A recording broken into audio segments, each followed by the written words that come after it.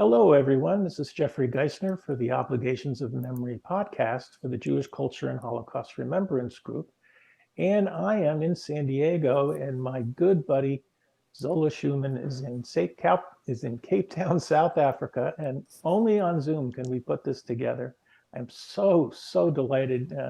Zola and I have done several programs together in the Yom Hashoah 22 series.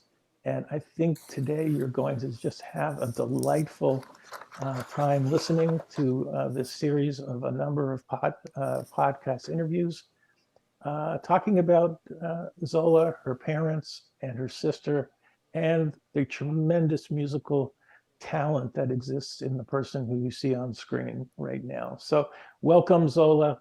And I want to give everyone a little bit of background on you. So Zola Shuman was born in Cape Town, South Africa. She's the daughter of two Vilna, both Holocaust survivors, Israel Jutan and Yiddish actress and singer Chayela Rosenthal. Zola is a singer and songwriter herself, a performance coach and recording artist who has released a number of original musical albums for both children and adults. All of her videos, by the way, are on YouTube. She has written music for film, has performed on many stages in the United States and abroad, taught courses on the Holocaust, and has given keynote addresses at Yom Hashoah events. And so welcome to you. And I'm just been looking so much forward. I know you've been traveling in the United States and you're finally back in Cape Town. So welcome. I want to set this really fun next few hours together because it's going to be very musical. And I want you to set up the first sort of musical story about your mom, Chayela, and her work. So take it away. Well, hello, everybody, and thank you, Jeff, for having me on the program. It's such an honor and a privilege. And so my mother was a Yiddish child star. She was singing on the radio already when she was a teenager. Her brother, Leib, her older brother, was a songwriter and a poet, and he wrote lots of songs and got her singing and got her on the radio. And also he had some puppet shows, Yiddish puppet shows, Maidim, and my mother used to do voiceovers. And when my mother and uncle were in the Vilna ghetto, he wrote more songs, and the song that we're going to start with is a song that was first performed on the Vilna ghetto stage in 1942 in one of the first revues, and it's about a little orphan boy. Many children were sadly, their parents were killed in actions, and many were left orphaned. And so Yisroelik is the name of the song, and this is a typical little urchin peddler boy that used to get put to work by selling saccharin and cigarettes. And my mother thankfully, we have a recording of her singing the song. Okay, and we're going to do that right now. So I'm going to share our screens.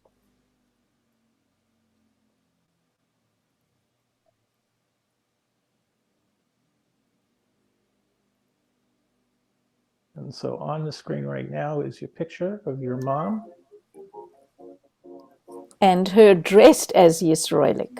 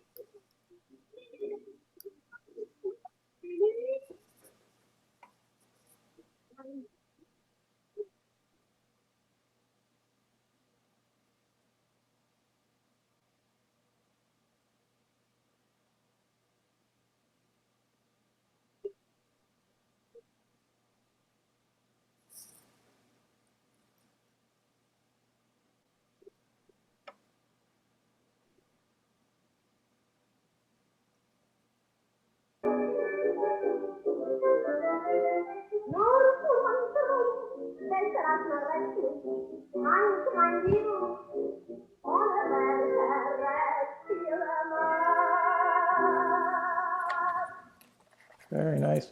So maybe you can, while I have, oh, hold on a second. Just want to skip back here 1 second.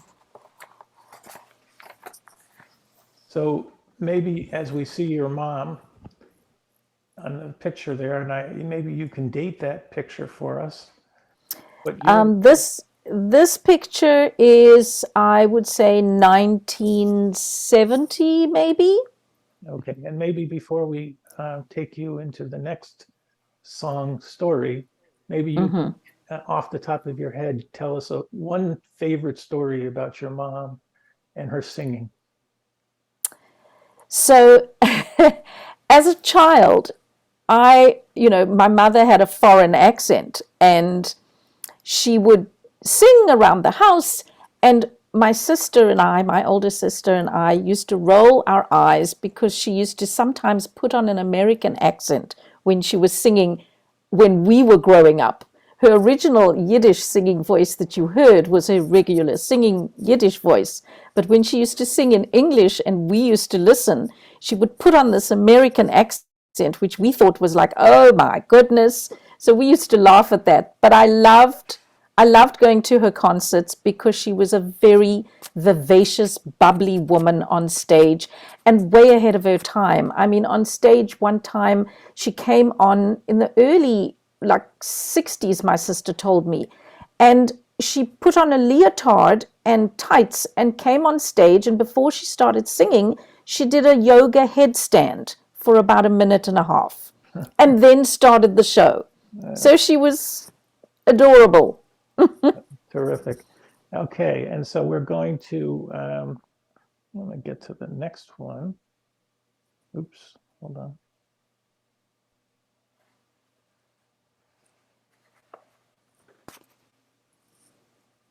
So the illustration of the puppet was done by my sister, who was also an amazing artist, the one that you just saw of Yisroelik in the video. Hold on again, just a second, sorry. There we go. And now we're going to talk about, and this is all about obligations of memory, is all about family and remembering our parents. And so I really came upon this video and I thought it would be great to marry with your mom. Why don't you tell us a little bit about who's in this photograph and a brief story before we play it. Okay, so while we're talking about memory, my mom sadly passed away when she was 54.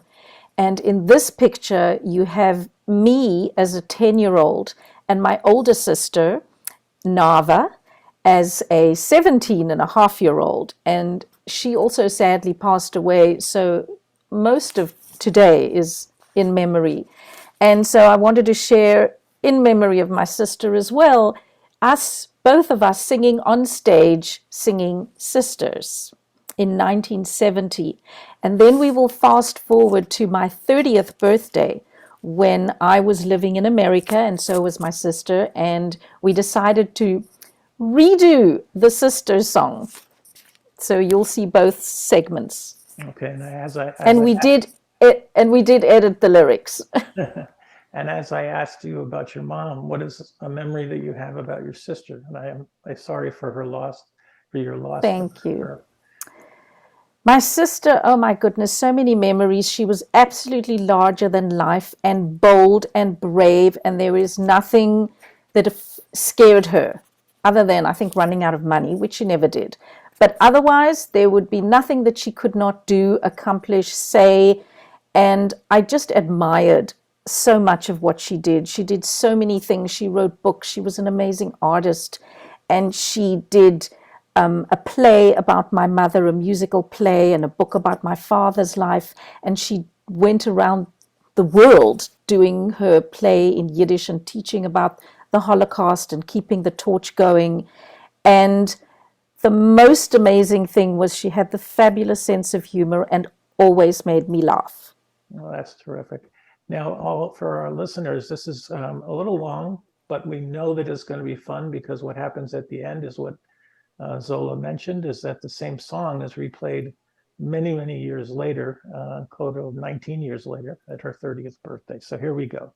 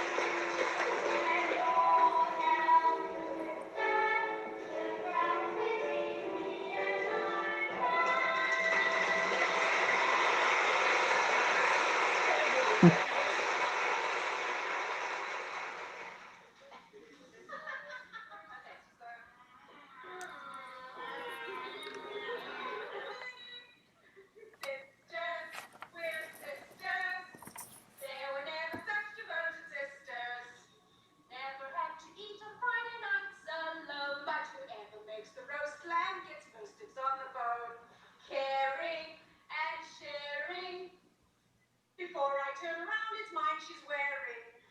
At least it shows, I think, that you have excellent taste. God forbid that Pietka's let anything go to waste. All kinds of weather will stick together, the same in the rain and sun. Two different faces, but in tight places, we think and we act as one. When we're out shopping, there's just no stopping. We're always laughing so much till we're dropping. Never had an argument, no, so far, no, sir. I wouldn't dare to get on the wrong side of her. Crying and fighting, the two of us can sometimes be quite trying. If a major crisis or confrontation rears its head, we slap up all the pillars and we get back into bed.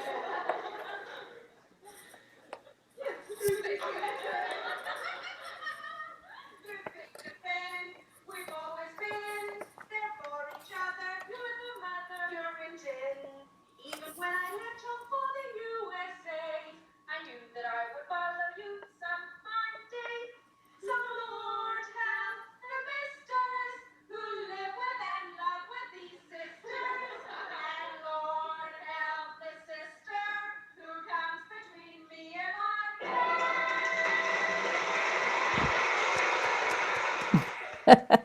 Beautiful, beautiful.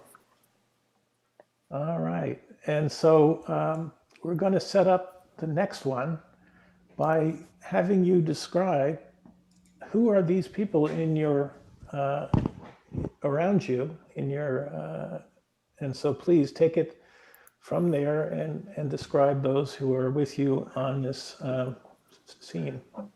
Okay. I think we have the wrong screen up. Sorry.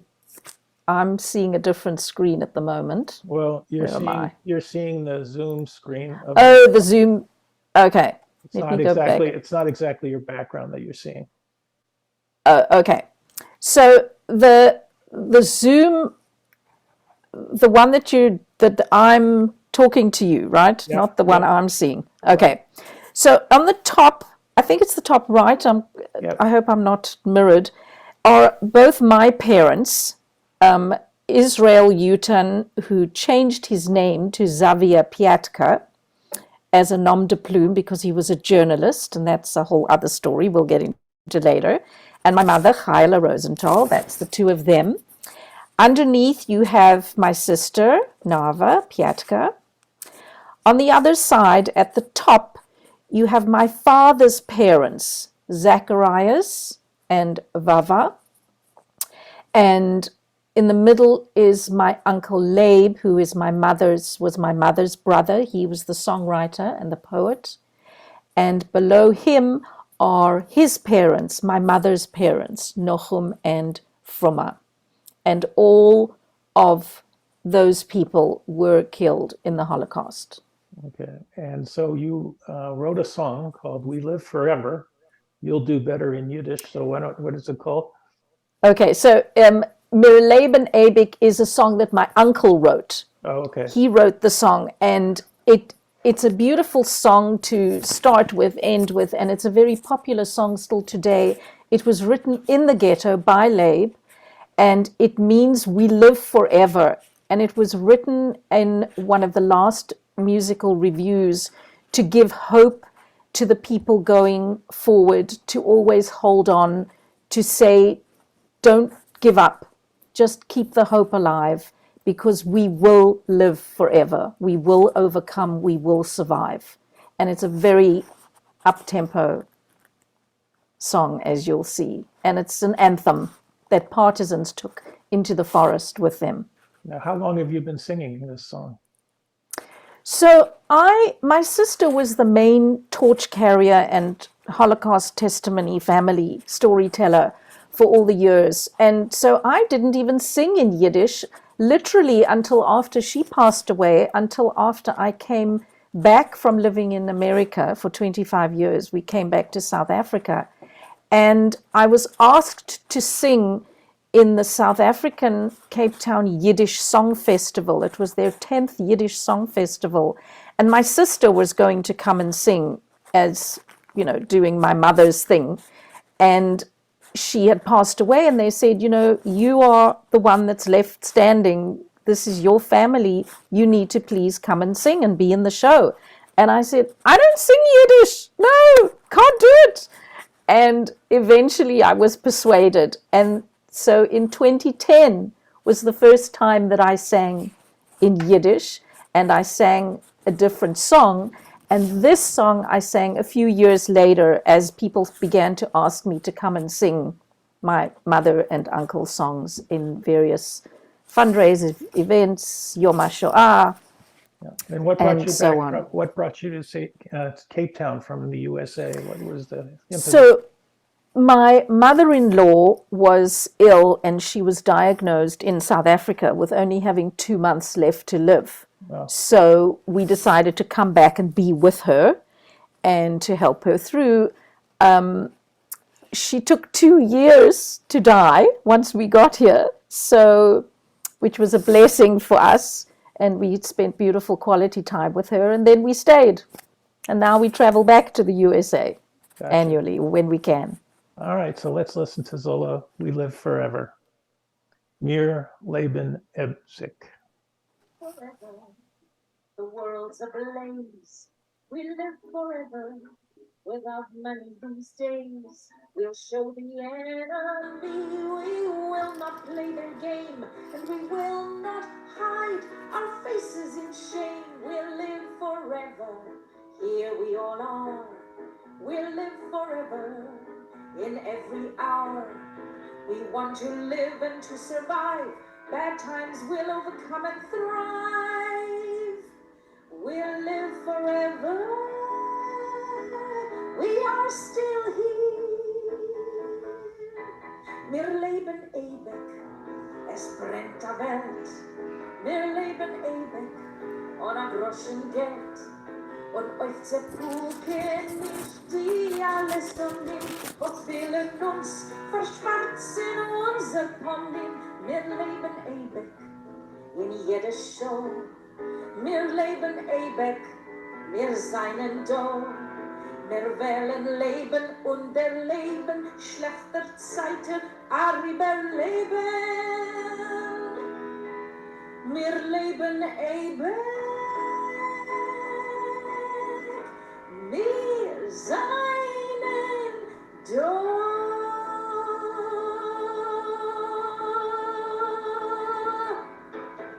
We are still here. Beautiful. Now, hold on a second.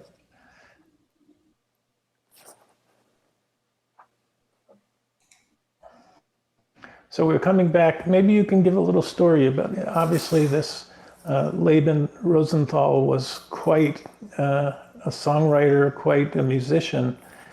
But what does your mother tell you about him? So my mother and Labe, the brother, were so close, really, really very close, and they were together in the Vilna ghetto. After the ghetto was liquidated, he was sent off to Camp Kluger, and he was murdered there. So she never saw him again after the Vilna ghetto time. And my mother did not speak to us about her brother. So we knew nothing about him. She didn't talk about her experiences with us.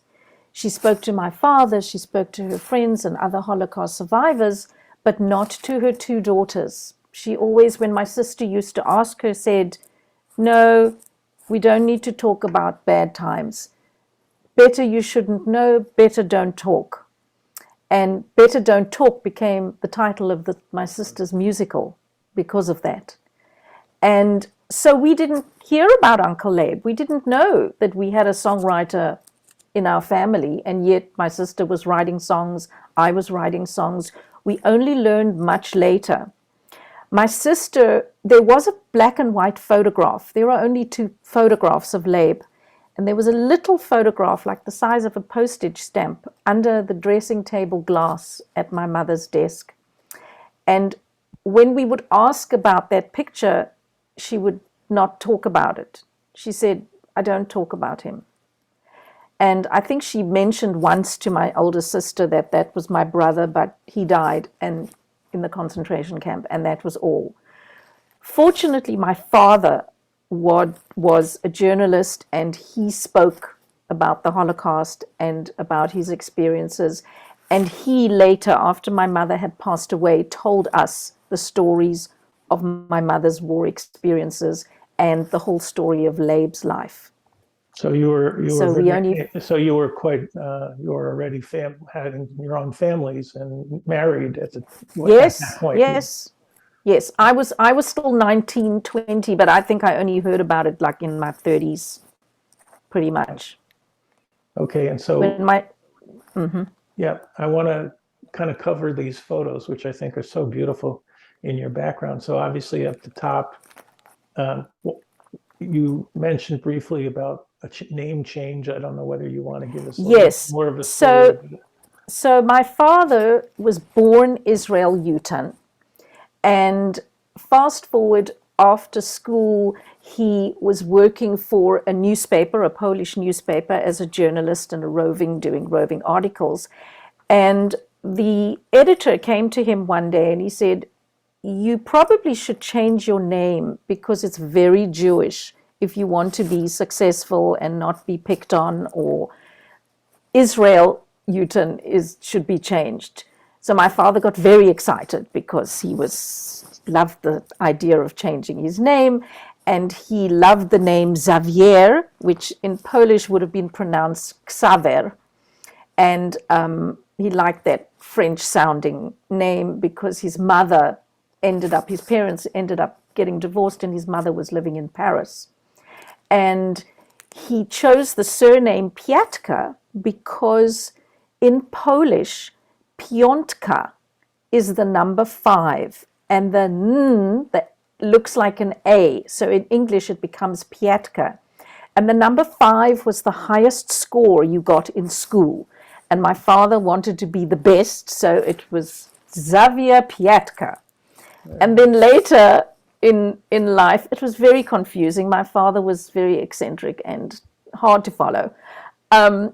He then changed his name, kind of, when he was living in South Africa. He abbreviated it because he realized that a lot of the South Africans had a problem pronouncing Piatka, which was already foreign.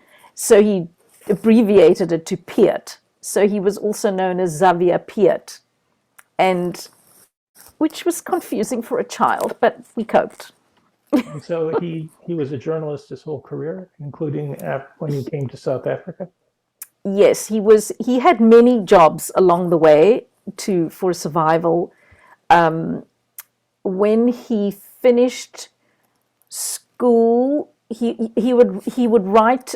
He was an editor of the university in Poland, the university newspaper, and then that was his dream, to basically be a writer and a journalist. When he came to South Africa, I know we're jumping all over the place. Keep up. Okay. When he came to South Africa, he obviously had 4 jobs to try and make ends meet because he came with nothing after the war. And he learned the Afrikaans language at night so that he could work at the Afrikaans newspaper because it was easier to get a job there. He worked in a printing company because he knew linotyping. He sold fish on weekends, and he did bookkeeping for a butcher also because he was good with numbers. And then slowly, he eventually started his own one-man advertising agency. So it became Piet Promotions. So that was his main job in South Africa. And when was this?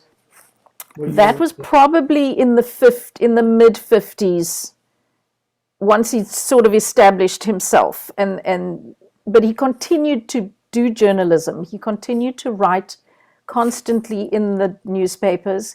He wrote articles about the Holocaust every year for Yom Hashoah and Bastille Day. And so he was very into, bringing justice and humane behavior and fairness and equality into the public eye.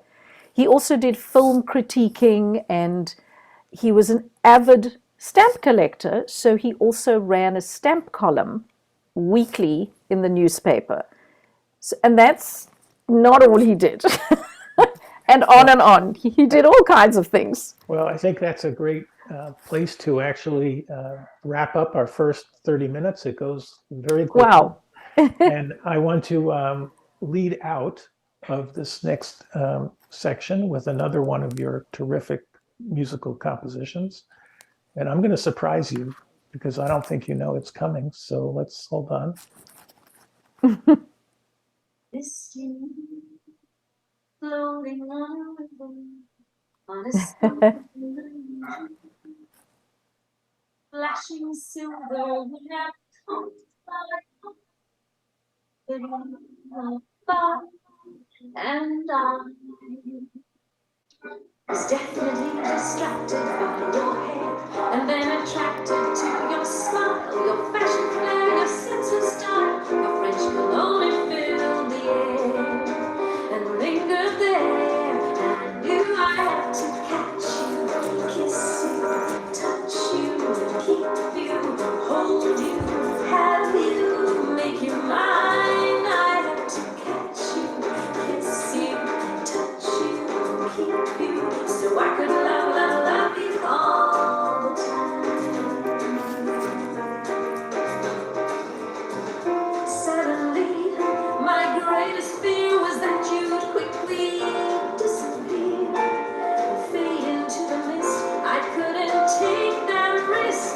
That's when the chase began. My feet ran faster than my racing heart, past lucky lovers in the bar, already hand in hand, side by side, unlike you and I.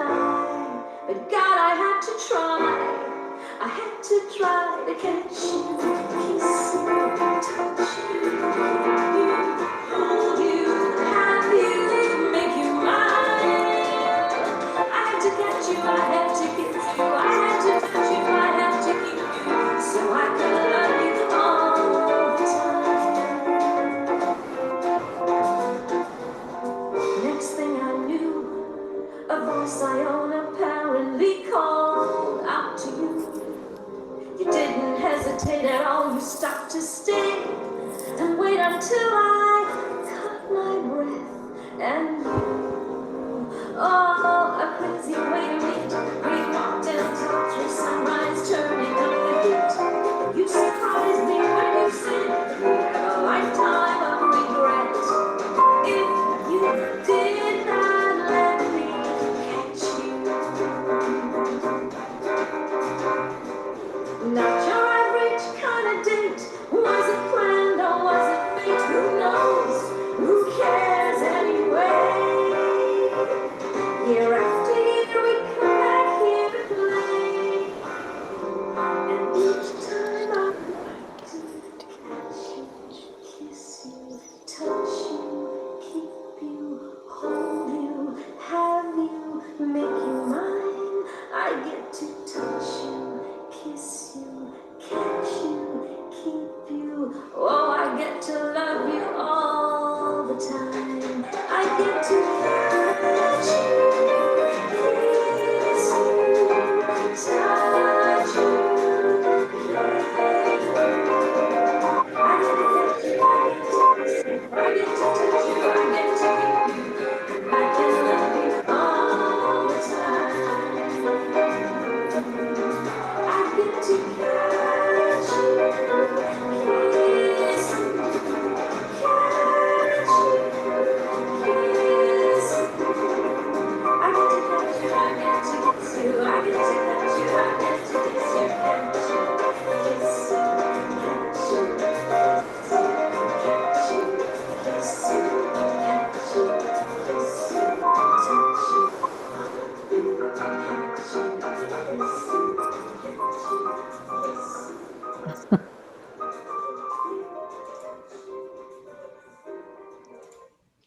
And so that was the beautiful voice of Zola Shuman. And Zola, what was maybe you can fill us in with the title of that piece? That piece is called Catch You. And when was it written? And do you have any other acknowledgments you want to make for anybody who played the piano or anybody else with you? Oh, it was recorded in a magnificent studio in Lynn, Massachusetts. The producer is Doug Hammer from Dream World Studios, and he did a phenomenal job. He works with the great jazz musicians of Boston, and he performed the keyboards and all the I had a drummer, blanking on his name. Steve Shigaris was on drum. I can't remember if the trumpet was there, Trent Austin, and what else? I can't remember who else was on that particular album. All right, But if you can find the song, and then you'll see all the credits on YouTube. And it's playing on YouTube, and I Yes, would want everyone to subscribe to your YouTube channel because it's just beautiful. thank you. So this is Jeffery Giesener for the Obligations and Memory Podcast Network for the Jewish Culture and Holocaust Remembrance Group, and we're doing a series of interviews with Zola Shuman, who's in Cape Town, South Africa, beautiful vocalist and terrific storyteller and second generational Holocaust survivor herself. We'll come right back with another episode in a minute. Take care.